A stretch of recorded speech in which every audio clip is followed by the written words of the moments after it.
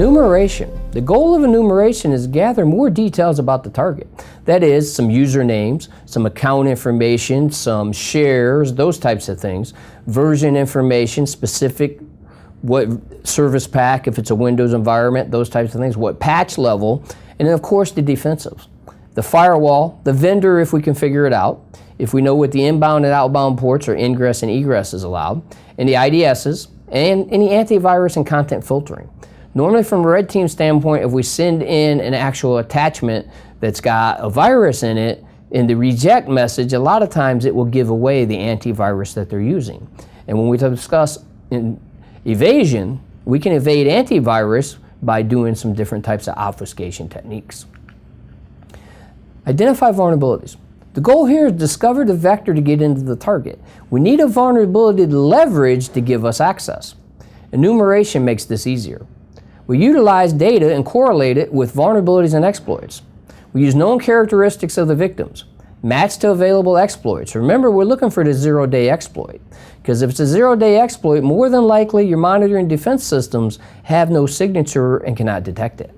This can be a challenge, because we know all systems will have vulnerabilities, but not all vulnerabilities will have exploits that will work. Not only that, not all vulnerabilities that we exploit will give us privilege level access. So that privilege level access is what we desire.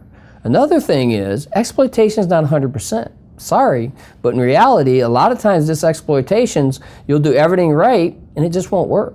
And that's the reality of exploitation. But from a red teaming standpoint, what we do is we try to validate the vulnerabilities. If we can't validate it, we write it up and move on that we found a vulnerability, but we were unable to break in.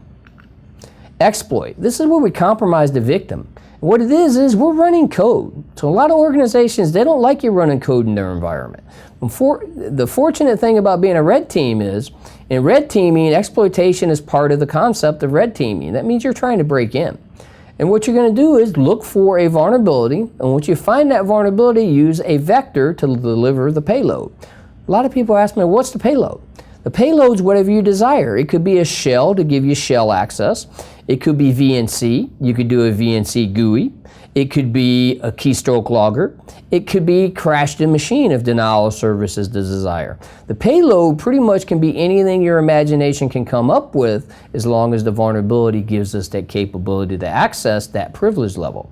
If we don't have an actual privilege level of that access, then we have to do something that's called escalation of privileges.